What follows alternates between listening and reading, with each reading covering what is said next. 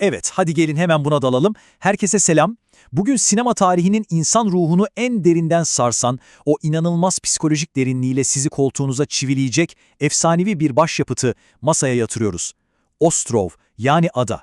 Ben bu tarz büyüleyici detayların içinde kaybolmayı gerçekten çok seviyorum ve bugün bu incelememizde bu filmin neden sadece sıradan bir hikaye olmadığını, tam anlamıyla ruhani bir tokat olduğunu adım adım konuşacağız. Enerjiniz yüksek olsun çünkü insan psikolojisinin o en karanlık ve en aydınlık köşelerine doğru harika bir yolculuğa çıkıyoruz. Her şey inanılmaz derecede dondurucu ve ölümcül bir anla başlıyor. Yıl 1942. Almanlar tarafından ele geçirilmiş, kömür taşıyan bir yük gemisindeyiz. Düşman askerleri yakaladıkları Anatoli'ye tüyler ürpertici bir teklif sunuyor. Diyorlar ki, kendi komutanın genç subay Tikon'u öldür, senin hayatını bağışlayalım. O ölümcül tereddüt anını bir düşünsenize. Anatoli sonunda tetiği çekiyor. Tikon denize düşüyor. Almanlar sözde Anatoli'yi sağ bırakıp gidiyorlar ama aslında gemiye yerleştirdikleri saatli bombayla orayı paramparça ediyorlar. Anatoli baygın bir halde sahile vuruyor ve mucizevi bir şekilde yakınlardaki bir manastırın rahipleri tarafından son anda kurtarılıyor. Sonra zaman çizelgemizde devasa bir sıçrama yapıyoruz. 1942'deki o kanlı, karanlık geceden tam 34 yıl sonrasına 1976'ya gidiyoruz. Anatoli artık o eski korkak asker değil, tam tersine manastırda şeytan çıkarma ayinleri yapan, insanların amansız hastalıklarına şifa bulan ve akıl almaz kerametler gösteren gizemli bir rahibe dönüşmüş. Yeni hayatı tam anlamıyla başlamış. Ama durun bir saniye, bu yeni hayat içindeki o cehennemi gerçekten söndürebilmiş mi? İşte ilk büyük temamız tam da burada patlak veriyor.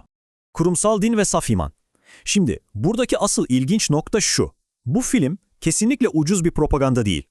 Tam aksine inancın o saf özüyle kurumsal dinin o vitrin kısmı arasındaki devasa çatışmayı inanılmaz derecede sert bir şekilde eleştiriyor. Gelin bu iki zıt dünyayı bir karşılaştıralım. Bir yanda Anatoli var, saf imanın ve tevazunun ta kendisi. Kendisinden şifa bulmaya gelenlere asla kendi önünde değil, sadece Tanrı'nın önünde eğilmelerini söyleyecek kadar alçak gönüllü. Hatta o gece yapılan toplu ayinlerde klişeleşmiş ezber duaları okumayı bile reddedip içinden geldiği gibi dua ediyor. Diğer yandaysa kimler var? İmanlarının zayıflığı, sırf şekle dayalı dindarlıkları, kıskançlıkları ve o devasa kibirleriyle diğer rahipler. Bu zıtlık aslında tüm filmin bel kemiği diyebiliriz. Habil ve Kabil'in kıskançlığı. Bu zıtlığın tam olarak vücut bulduğu bir karakter var. Peder Job. Bu genç, gururlu rahibin içindeki o ilkel kıskançlığı dini bir kılıf altında nasıl saklamaya çalıştığını görmek gerçekten büyüleyici. Anatoli'nin zekasına resmen hayran kalıyorsunuz. Bir gün Anatoli Peder Job'a çok masumca "Okuma yazma biliyorsundur herhalde" diye soruyor. Job ise o büyük kibriyle "Herhalde okuma yazma biliyorum, yoksa nasıl ruhani olurdum?" diye böbürleniyor. Yani adam okumayı ruhaniliğin kanıtı sanıyor. Anatoli de bunun üzerine o efsanevi iğneleyici soruyu yapıştırıyor. "Kabil'in Habil'i neden öldürdüğünü unuttum. Bana okuyup hatırlatır mısın?" Anatoli bu zekice manevrayla aslında Job'a "beni kıskanıyorsun" mesajını inanılmaz keskin bir şekilde tam yüzüne vuruyor. Job'un kıskançlığı o kadar boyut atlıyor ki başrahibe gidip Anatoli hakkında bitmek bilmeyen şikayetlerde bulunuyor. Neymiş? Yüzünü hiç çıkamıyormuş, daima geç kalıyormuş, kuralları takmıyormuş ama filmin sonlarına doğru o muazzam kırılmayı görüyoruz. Peder Job en sonunda kendisinin de Anatoli gibi insanlara yardım etmek istediğini ama Tanrı'nın onun bu arzusunu kabul etmediğini itiraf ediyor.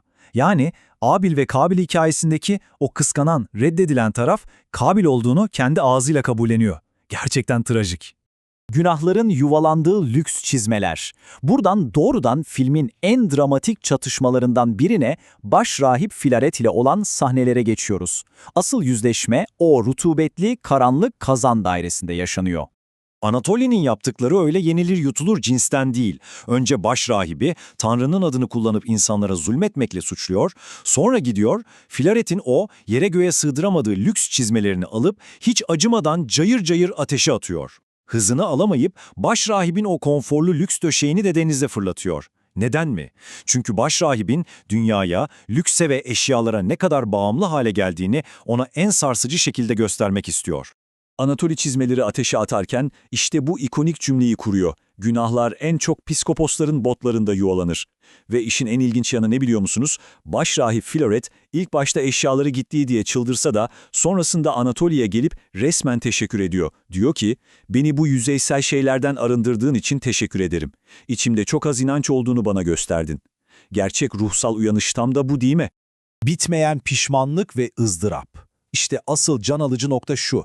Ostrov sadece kurumsal bir din eleştirisi yapmakla kalmıyor, Anatoli'nin tüm varoluşunu tanımlayan o bitmek bilmeyen, cehennem gibi yakan vicdan azabının tam kalbine iniyor. Film boyunca sürekli karşımıza çıkan bir detay var. Anatoli ne zaman dua etse, kameranın sahilde çürümeye yüz tutmuş paramparça tekneleri gösterdiğini fark edersiniz. Bu görsel bir tesadüf değil. O kırık dökük tekneler, Anatoli'nin darmadağın olmuş, acı çeken ruhunun kusursuz bir yansıması. Adam kendini o ıssız adanın toprağına atıyor, ağlayarak ruhumu bu zindandan kurtar, günahlarımdan arındır diye yalvarıyor. Resmen içiniz parçalanıyor izlerken. Geçmişin hayaletleri insanın peşini bırakmıyor işte. Çok sarsıcı bir sahnede gayrimeşru bir çocuğa hamile olan bir kadın gelip Anatoli'den kürtaj için onay istiyor. Anatoli kadına inanılmaz soğuk ve net bir cevap veriyor. Onu öldürürsen bütün ömrün boyunca lanetini üzerinde taşırsın.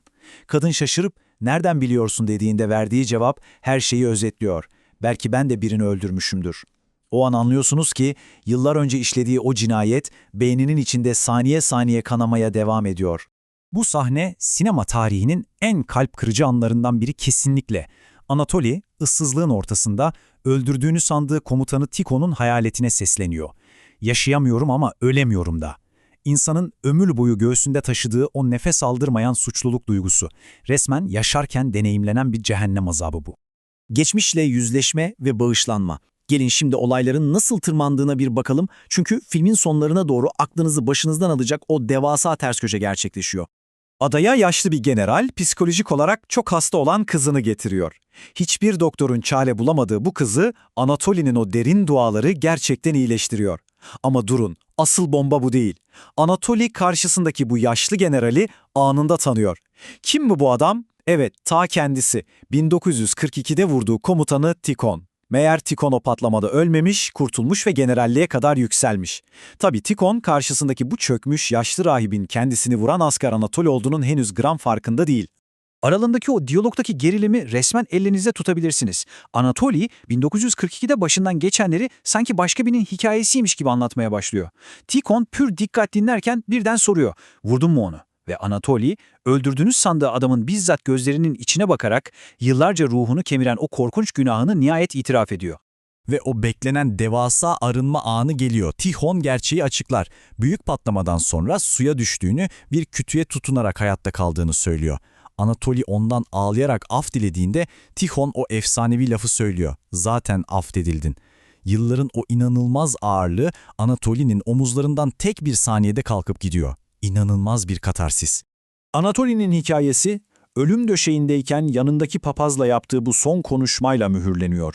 Papaz ona ölümden korkup korkmadığını sorunca Anatoli cinayetin bir ömür boyu süren ızdırabına dair o son mesajı veriyor. İnsan hayatının ne kadar kutsal olduğunu, bir can almanın ruhumuzda açtığı o devasa, kapanmaz yarayı bu küçücük cümleyle yüzümüze çarpıyor. Ve işte tüm bunlar bize şunu muazzam bir şekilde gösteriyor.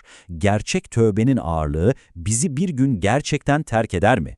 Anatoli bağışlandı evet ama içindeki o amansız hesaplaşma son nefesine kadar bitmedi. Peki siz bu konuda ne düşünüyorsunuz?